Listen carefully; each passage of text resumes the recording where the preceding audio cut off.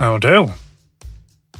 So we're here for fantastic model FM-04, which is Fans Toys' version of a masterpiece Ratchet.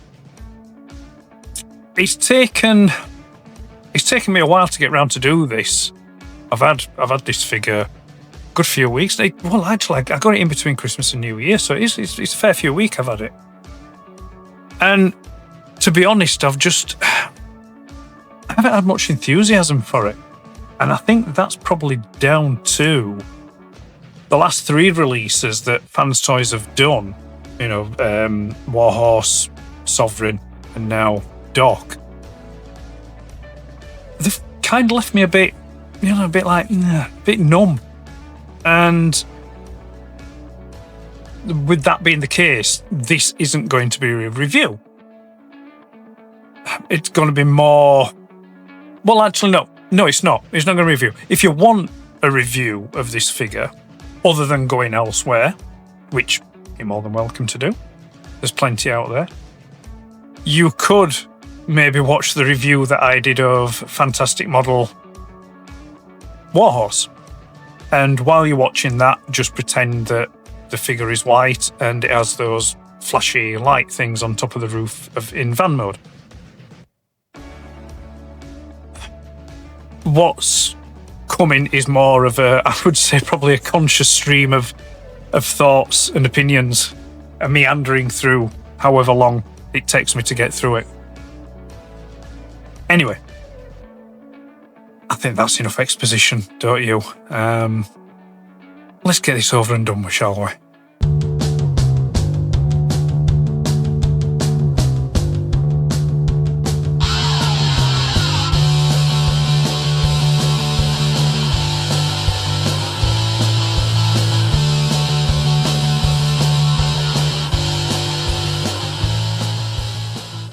Right then, here we are. Box. We're not talking about the box. Let's get rid of that. Instructions. Where do you want it?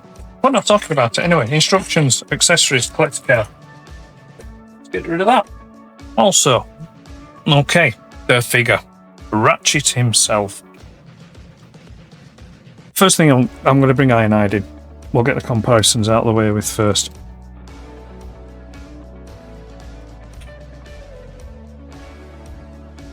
Basically the same figure, aside from the colour and the siren things on top in van mode, and also the crotch design is different.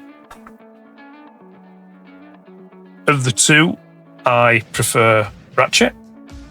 The white colour scheme just looks a lot better than the red colour scheme on Ironhide. Just makes the lines look more crisp, it's just more detail, it stands out more. In terms of quality-wise of the paint applications, they're equal, there's no difference between them. But like I say, on the whole, yeah, I prefer Ratchet out of the two. Sorry, Ironhide, I still love you, but you just picked me to the post on that one. You'll go up there with Skyfire, because we're going to talk a bit more about him. As I say, it looks nice, but as with Sovereign, I need to get this point. I don't dislike them. I'm not being negative for the sake of being negative. I'm just calling things as I see it, as my preferences as a collector and what I would like to see or wouldn't like to see in a piece that I pick up. But as with Sovereign, it looks very nice. It's a good representation of the character that it's based on. But a masterpiece figure of this price point and of this quality should be more than just pretty. And it shouldn't be so difficult. I mean, I respect the engineering of them, but I think it's gone too complex. It's very fiddly, and it's made it not fun. It's made it more of a stress, really, than fun. And it makes you not want to transform it. I mean, I've no desire to transform this. When I come to do a written review, I won't transform it for that. I will use photos that I took of Ironhide in his vehicle mode. And I'll figure some way out to, I'm not going to Photoshop it, I'll figure some way out to do it, to say, right, this is what it looks like with blah, blah, blah. So I've no desire to transform it. Same with Sovereign. I've no desire to transform that just because I'd learned from when I did the review with Ironhide. It scratches and it marks because the tolerances are just so tight. Some elements you have to like slightly bend things to get it past it.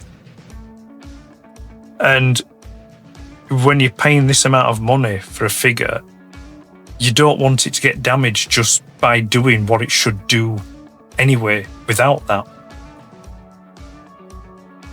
Because I haven't transformed this, I've no idea if there's going to be the same QC issues that I suffered with Ironhide.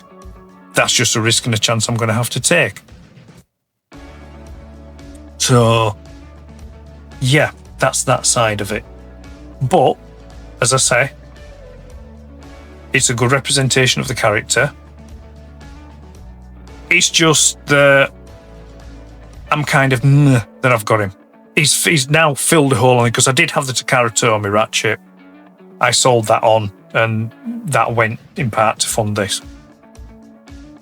But now I've got it, that's kind of what it is now. It's just a case of, right, I've got it.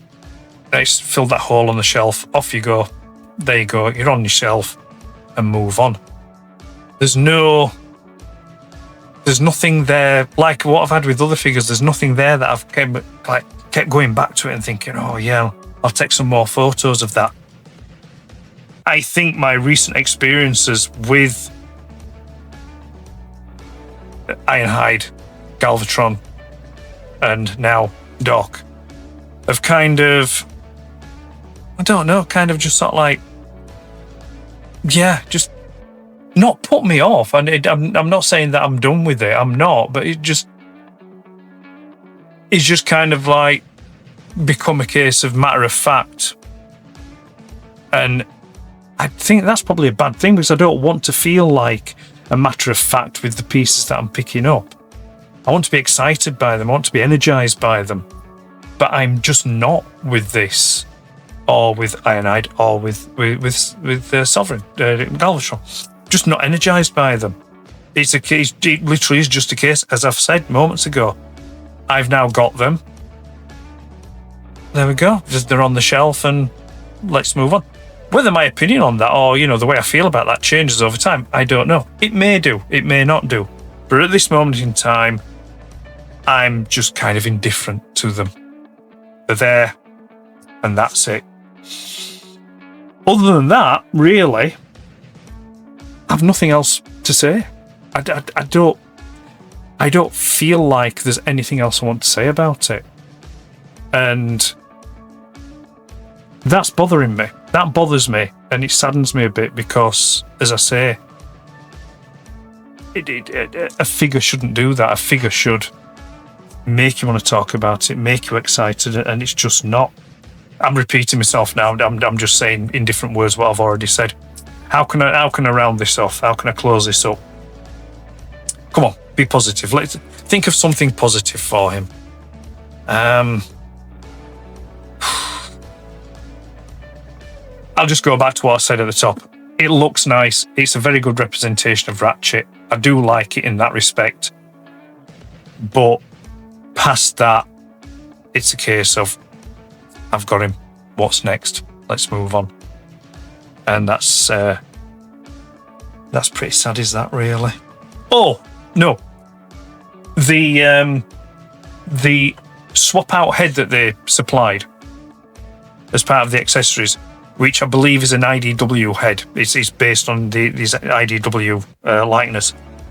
That I was disappointed with that. I would have preferred it if it had have been a G1, kind of, like in the Marvel UK comics. That, in fact, that's what I thought it was when I first saw it in the renders and things like that. I thought it was, with it having the red helmet and the white crest. I thought, oh, excellent, they've put a G1 Marvel UK style head, but it's not. It's the IDW one. It's just like, ugh, really. But I'm sure maybe someone may do an accessory pack, or, not that I don't think anyone would want to bother. You could always pick up another one up and paint it, but it would be a very expensive way to just, get a ratchet with a red head. So, nah. Yeah. I know. Really enthusiastic. I bet you sat there now thinking, why the hell have I bothered clicking on this to watch it?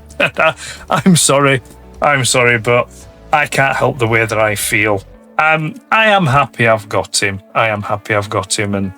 But I'm not enthusiastic about him. Okay. I'm going to finish it there.